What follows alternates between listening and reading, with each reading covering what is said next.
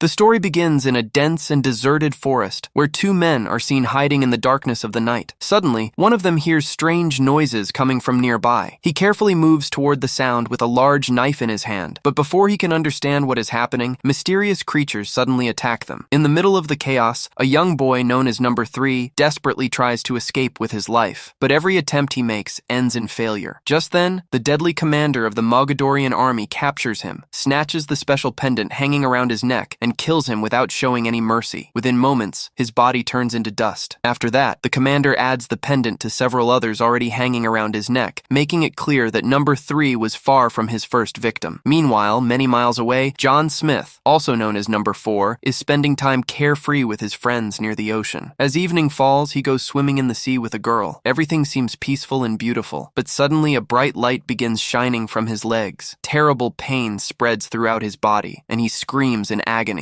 In the middle of that pain, he witnesses a horrifying vision. He sees Number 3, as if warning him about the danger that is coming. The people around him start recording his strange condition on their phones and make fun of him. Moments later, John collapses and loses consciousness. When he opens his eyes, he finds himself on the beach, where his guardian Henry is standing beside him. John and Number 3 are among a group of special children who possess extraordinary powers. Each of them has a guardian assigned to protect them, whose duty is to keep them safe at all costs. The moment Henry notices the new mark that has appeared on John's leg, he immediately realizes that the worst has happened. Number 3 is now dead. Without wasting a second, he quickly begins packing their belongings. He erases every trace of John's old life, including photographs taken with his friends. The two leave without looking back because they know the danger is now closer than ever before. During their journey, Henry reminds John of his true story. John and 8 other gifted children escaped to Earth from a planet called Lorien. Their world was invaded by the ruthless Mogadorians, and now those same enemies are hunting them on Earth. The most terrifying part is that the Mogadorians can only kill the children in a specific order. The marks on John's leg reveal that Number 1, Number 2, and Number 3 have already been killed. Now, as Number 4, John has become the next target. To protect him, Henry gives him a new identity and explains that staying hidden is the only way they can survive. That is why they eventually move to a quiet town called Paradise, Ohio. After settling into an old house in the new town, John's attention is drawn to a poster of famous football player Bernie Kosar hanging on the wall. But he has no idea that a tiny lizard has been following them for quite some time and has secretly entered the house as well. On the other hand, Henry keeps working to erase John's online presence so the Mogadorians cannot track them down. Suddenly, a noise comes from outside the house, instantly putting both of them on alert. When they step outside to investigate, they are shocked by what they see. The small lizard has somehow transformed into a dog. Henry has no intention of keeping the strange animal, but John insists, and eventually he gets to keep it. He even names the dog Bernie Kosar after the football player from the poster. That night, after everyone has gone to sleep, Henry secretly hides a mysterious box inside an old wall clock. It is the same clock that John's father left behind before his death. The box contains many important secrets and answers to long-hidden questions, but Henry knows that John is not yet ready to learn those truths. Meanwhile, Number 6 arrives at John's old house by the ocean. She has come there looking for him, but the place is completely empty. After realizing this, she makes a bold decision and sets the entire house on fire. Within moments, the flames spread through the building and a massive explosion shakes the area, but the shocking part is that Number 6 walks out of the fire completely unharmed. The next morning, despite Henry's objections, John insists on going to school. He promises not to draw attention to himself and says he will behave like a completely normal student. Eventually, Henry gives in, hands him a phone, and sends him off with strict instructions to stay careful. However, as soon as John arrives at school, he discovers that Bernie Kosar has followed him all the way there. While collecting his class schedule, his attention is drawn to a girl sitting inside the principal's office. Her name is Sarah. She has been caught secretly taking photographs of a teacher. The moment John sees her, he finds himself instantly attracted to her. The school administration assigns Sarah the task of showing John around the school and helping him find his locker. As the two walk through the hallways together, Henry calls John to check on him, but John ignores the call. Just then, a group of students approaches them. Leading them is Mark, the school's arrogant and intimidating star athlete. He proudly introduces himself before walking away. As he leaves, Mark shoves a skinny boy, causing his skateboard to fall onto the ground. Without hesitation, John picks up the skateboard and hands it back to him. That small act of kindness becomes the beginning of his friendship with a boy named Sam. After school, John once again notices Mark and his friends bullying Sam. Seeing this makes his anger flare up. He suddenly grabs a nearby football and throws it with such incredible force that it slams directly into into one of Mark's friends, sending him flying backward. No one can understand how John managed to throw the ball with such unbelievable power. Around the same time, John notices Sarah standing in the distance, taking photographs of him. That evening, he visits Sarah's website on the internet, where she has uploaded a large collection of her photographs. To his surprise, he discovers that there is an entire album dedicated to pictures of him. But as always, Henry remains extremely cautious. He immediately removes every photo of John from the website so that the wrong people can never find him. At the same time, the Mogadorians investigate the burned-down house and uncover an important truth. They realize that number 4 is still alive. Now they have only one mission left: to find him and eliminate him. And with that discovery, their deadly hunt for John becomes more intense than ever before. The next day at school, while sitting in class, a bright blue-white light suddenly begins shining from John's hands. This was a special ability known as Lumen, and it meant that his hidden powers were finally starting to awaken. At the same moment, a glow appears inside Henry's watch back at home. He instantly realizes that something important is happening. On the other hand, John panics. He quickly leaves the classroom and hides inside a storage room, desperately trying to stop the light pouring from his hands. Just then, Henry arrives and helps calm him down. He explains that John's powers are now developing, and that this is only the beginning. After returning home, Henry warns him that these new abilities will make him stronger and faster than ever before. But until he learns to control them, going to school is no longer completely safe. That night, John begins testing his new powers. First, he shows a few tricks to Bernie Kosar and then secretly climbs out through the window. Once he reaches an open field, he starts pushing his abilities to their limits. He throws a rock with such incredible force that it disappears into the sky. After that, he begins making enormous jumps, as if gravity itself has lost its hold on him. With every passing moment, he starts realizing how powerful he truly is. Meanwhile, the Mogadorian commander enters a grocery store and takes a huge amount of food. But instead of eating it himself, he throws it toward terrifying creatures hiding in the darkness. It becomes clear that he is not alone, and that even more dangerous beings are waiting for the right moment to strike. Back in town, John unexpectedly runs into Sarah. The two decide to take a walk together. Along the way, they notice Sam standing across the street with his stepfather, looking uncomfortable and deeply troubled. To lighten the mood, Sarah invites John to her house for dinner. There, he meets the rest of her family. During the meal, her parents talk about how passionate Sarah is about photography. They also suggest that the two of them visit the town's upcoming night carnival. After dinner, Sarah shows John her room. There, he discovers a scrapbook filled with many of the photographs she has taken. While looking through the pictures, John realizes that Sarah enjoys capturing beautiful moments far more than being in front of the camera herself. A sweet and peaceful moment begins to grow between them, but suddenly the sound of Bernie Kosar barking echoes from outside. He is clearly trying to get John's attention. John realizes that it is time for him to leave. What he does not know is that Mark is watching him from a distance. Seeing Sarah and John together has already filled him with jealousy and anger. The next day at school, Sam stops John in the hallway. He wants to know what really happened to his hands during class, but John manages to avoid answering the question. Just then,